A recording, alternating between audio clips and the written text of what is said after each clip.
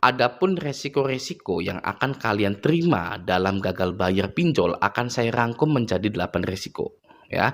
Oke, yang pertama, Anda akan dihubungi oleh pihak pinjol, ya pastinya gitu ya. Ketika Anda menunggak atau lewat, ya, lewat dari jatuh tempo, Anda akan dihubungi oleh pihak pinjol, itu yang pertama. Yang kedua, kontak darurat yang Anda masukkan di saat diri Anda mendaftarkan di pinjol itu juga akan dihubungi, ya. Jadi tidak hanya Anda saja, Kondar pun pasti ikut dihubungi, ya pasti terkena penagihan. Oke, itu yang kedua. Yang ketiga, bahasa penagihan dari petugas penagihan atau DC pinjol ke Anda dan ke kontak darurat Anda itu bisa, bahasa dengan bahasa yang tidak sopan, ya. Tidak sopan, mengancam, kasar, ya, dan lain-lain. Pokoknya yang jelek-jelek, ya, pasti gitu ya, oke ya. Yang keempat, ratusan WhatsApp, telepon, SMS penagihan akan dikirimkan ke WhatsApp Anda dan ke kontak darurat Anda. Sehari bisa puluhan hingga ratusan ya kalau pinjol Anda banyak. Oke, ya 5 pinjol gitu ya. Anda misalkan galbay 5 pinjol, bisa puluhan sampai ratusan yang masuk ke, WhatsApp ataupun telepon Anda gitu ya, oke. Resiko yang kelima, WhatsApp Anda dan HP Anda bisa error atau lemot ya, karena Anda telah dikerjai oleh DC-DC pinjol dengan cara mengirimkan pesan-pesan santet WhatsApp ya, ke WhatsApp Anda itu yang mengakibatkan HP Anda lemot dan error, pasti Anda pernah. Ya, atau subscriber saya itu pernah mengalami hal-hal seperti itu gitu ya, itu oke. Yang keenam, Anda kemungkinan akan didatangi oleh petugas lapangan dari pinjaman online Anda, ya. Jika pinjaman online Anda itu merekrut petugas lapangan seperti Kredivo, Kredit Pintar, Akulaku, HCI, Home Credit, ya. Nah, kalau Shopee tidak ada DC lapangannya, ya. S-Pinjam dan SPayLater tidak ada DC lapangannya, oke. Yang ketujuh, sebar data, penyebaran data gitu ya. Data Anda akan diungkapkan ke publik yang melalui WhatsApp biasanya gitu ya, sebagai orang yang menunggak hutang atau Anda dibuatkan poster maling, biasanya seperti itu ya, biasanya karena sudah terlalu biasa. Oke ya. Nah, resiko kedelapan yang terakhir, jika Anda gagal bayar selama 90 hari lebih, nama Anda akan jelek di slik OJK atau di BI checking, sehingga Anda tidak bisa kredit dimanapun gitu ya. Itulah gambaran dari resiko nasabah yang gagal bayar di pinjaman online gitu ya. Kalau buat saya, resiko-resiko itu ya, 8 resiko tadi itu hanyalah remahan rengginang saja ya. Anda tahu remahan rengginang yang ditaruh di kaleng biskuit Monde? Ya itu penipuan terbesar ya dalam sejarah manusia itu ya. Ya atau keripik singkong gitu ya, keripik singkong ditaruh di kaleng Monde gitu ya. Ya gitu kan. Nah, kita bisa belajar dari rengginang dan keripik singkong itu yang ditaruh di kaleng biskuit Monde itu, ya. Bisa loh kita belajar dari situ ya. Galbay pinjol itu seperti itu. Galbay pinjol itu seperti itu. Galbay pinjol itu luarnya saja, bungkusnya saja yang wow, oke, padahal isinya rengginang atau keripik singkong. Oke, contohnya seperti ini ya, kita ibaratkan kaleng Monde itu penagihan dari DC yang memakai bahasa yang tinggi, oke. Tim verifikator, ya, tim legal kami, tim audit perusahaan kami. Jika Anda tidak segera membayarkan pinjaman online Anda, maka Anda dianggap sebagai nasabah one prestasi dan kami sepakat untuk menaikkan data Anda menjadi data nasabah yang bermasalah sehingga kami akan menempuh jalur yang sudah semestinya. Gitu ya. Bahasanya itu sukar dipahami ya bagi orang-orang awam gitu karena market pinjol itu yang menengah ke bawah gitu ya. Sukar sekali dipahami, bahasanya terlalu tinggi gitu ya. Nah, kalau orang yang baru main pinjol dan galbay ya, orang yang menerima penagihan seperti itu pasti ketar-ketir, pasti ketakutan gitu ya. Makanya ya menjadi permasalahan penagihan pinjol itu gitu ya. Karena penagihan itu ya, yang tadi itu yang bahasanya tinggi itu ibaratnya kaleng biskuit Monde gitu ya. Wow gitu loh. Tapi setelah nasabah ini gagal bayarnya sudah menuju 3 bulanan, 4 bulanan, 5 bulanan ya, stay galbay gitu ya. Nasabah ini merasa heran gitu loh, kebanyakan ya. Nasabah ini merasa heran bahwa selama ya beberapa bulan ini setelah galbay tidak terjadi apa-apa dengan dirinya gitu loh. Saya masih sehat-sehat saja gitu loh. Barulah di situ mereka sadar bahwa biskuit Monday itu ternyata isinya rengginang dan keripik singkong gitu ya.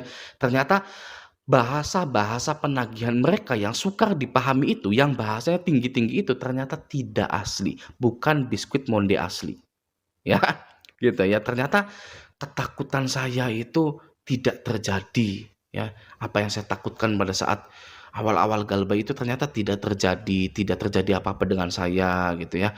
Begitulah ya, kebanyakan gambaran orang yang ketar-ketir saat galbay pinjol, ya, tapi stay galbay dan berlalu, gitu ya.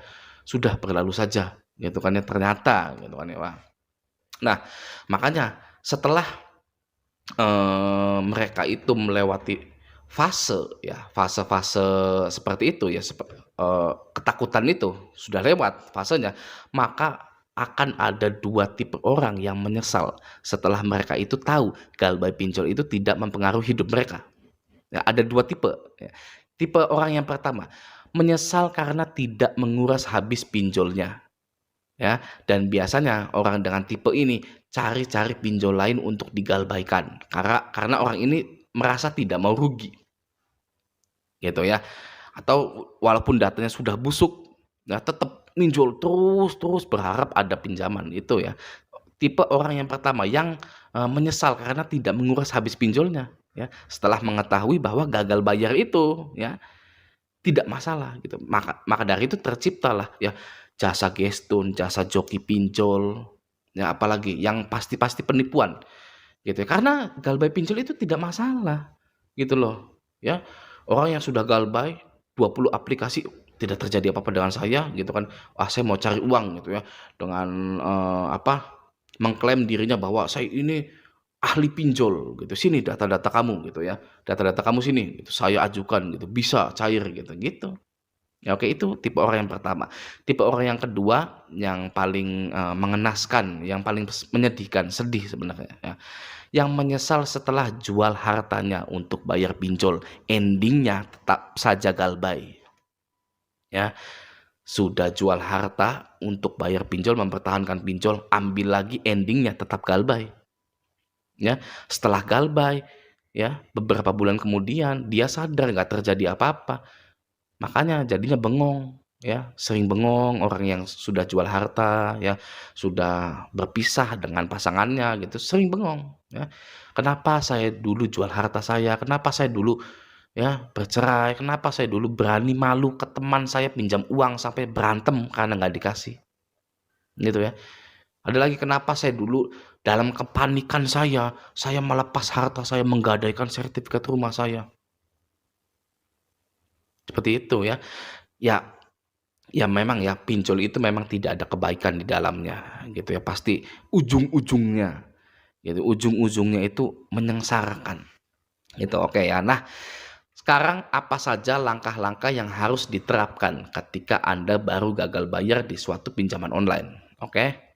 Saya akan melawan kata dari 8 resiko tadi yang sudah saya sebutkan di awal itu. Ya, saya akan melawan kalimat tersebut gitu. Oke, yang pertama, Anda akan dihubungi oleh pihak pinjol. Solusinya adalah ganti akses diri Anda mulai dari WhatsApp, nomor telepon, sosial media, dan email. Oke, jangan sampai pinjol bisa mengakses atau menghubungi diri Anda. Oke, ya itu yang pertama ya. Anda akan dihubungi oleh pinjol, solusinya adalah ganti semua akses ke diri Anda, mulai dari WhatsApp, telepon, ya, sosial media. Oke, boleh nggak Bang ganti nomor HP ketika galbay? Boleh, ya. Tidak ada aturannya di OJK seorang nasabah tidak boleh mengganti nomor teleponnya, ya. Jadi boleh. Oke, itu yang pertama. Yang kedua, kontak darurat atau kondar yang Anda masukkan di saat diri Anda mendaftarkan di pinjol itu juga akan dihubungi. Solusinya, Anda jujur ke kontak darurat itu, ya.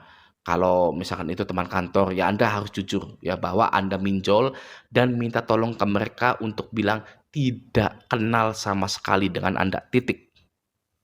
Ya, karena DC pinjol itu menyangka Anda memasukkan kontak darurat fake yang Anda itu dapat dari manapun, dari antah berantah gitu ya.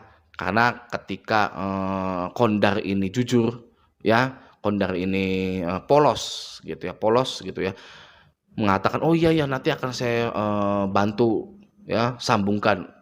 Pasti akan selalu diteror dan mengganggu dan bisa memecah belah ya pertemanan Anda gitu ya. Maka dari itu Anda jujur ya kepada kontak darurat Anda, lalu Anda minta tolong untuk bilang kepada siapapun yang menanyakan saya, bilang tidak kenal agar DC pinjol itu tidak lagi menghubungi dirinya Kondar itu gitu ya. Oke, itu yang kedua. Yang ketiga, bahasa penagihan dari DC pinjol ke Anda dan ke kontak darurat Anda itu bisa tidak sopan, mengancam, kasar, dan lain-lain gitu ya. Kalau kita mau melaporkan itu bisa, tapi capek, nggak usah lah.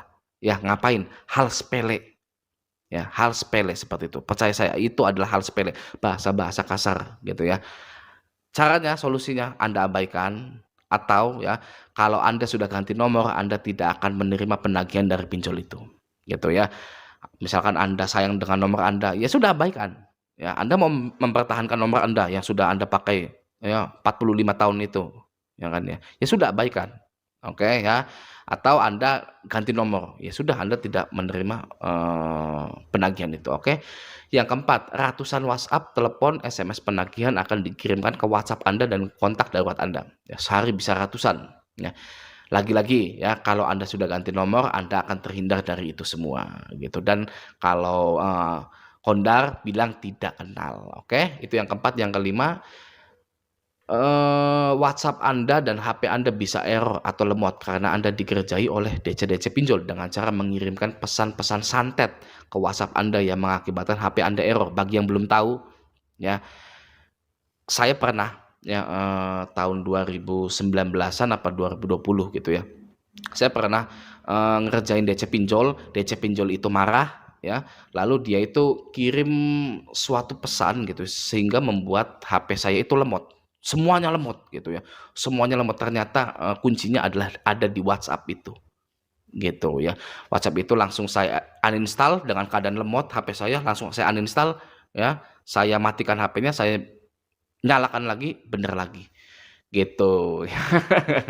Bagi Anda yang, HP-nya tiba-tiba lemot gitu ya, atau WhatsApp-nya itu kalau dibuka keluar lagi, dibuka keluar lagi gitu. Biasanya ada yang seperti itu ya gitu. Itu Anda hanya perlu menghapus pesan dari itunya saja, dari pengirim itu ya. Itu Anda clear chat semua gitu ya, atau nggak usah dihapus, nggak usah di-uninstall gitu WhatsApp-nya gitu. Anda clear chat gitu ya, oke ya. Nah, selain itu Anda juga harus menghapus aplikasi pinjolnya gitu ya, karena barangkali ada pinjol ilegal ya gitu ya, atau ya pinjol yang legal juga gitu ya, lagi nakal gitu kan, lagi mumet karena tagihannya itu gitu kan ya, dan niat gitu ya mengirimkan virus ke HP Anda. Itu Anda harus hapus ya, aplikasinya. Oke, yang keenam, Anda kemungkinan akan didatangi oleh petugas lapangan dari pinjol gitu ya. Ada 2 cara jika Anda didatangi oleh DC pinjol gitu ya. Yang pertama, hadapi, oke, hadapi atau temui DC itu dan buatlah DC itu merasa sia-sia menagih Anda karena setiap kali DC lapangan itu datang, Anda selalu bilang tidak ada uang sama sekali, ya. Oke, karena ya pinjol itu lemah. Pinjol itu lemah, DC lapangannya juga lemah, DC WA-nya juga lemah ya kalau Anda itu mau menyadari ya. Pinjol itu lemah, mereka tidak bisa merampas atau menarik barang Anda ya. Jadi bagi yang mau ngajak ngopi DC lapangan silakan ajak ngopi ya.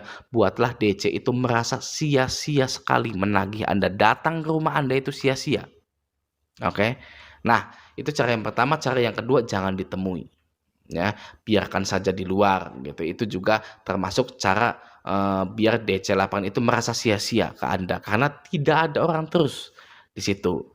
Kita tanya ke tetangga misalkan gitu ya, tetangga jadi tahu gitu ya. Gimana Bang caranya? Kalau tetangga tahu ya, bilang saja, "Teman Anda ya yang di sana itu pinjam dana pakai data Anda, pakai KTP Anda," gitu ya. Anda bilang lagi ke tetangga Anda, "Saya ini ya lagi nagih ke teman saya ya, gara-gara dia ya saya ini didatangi."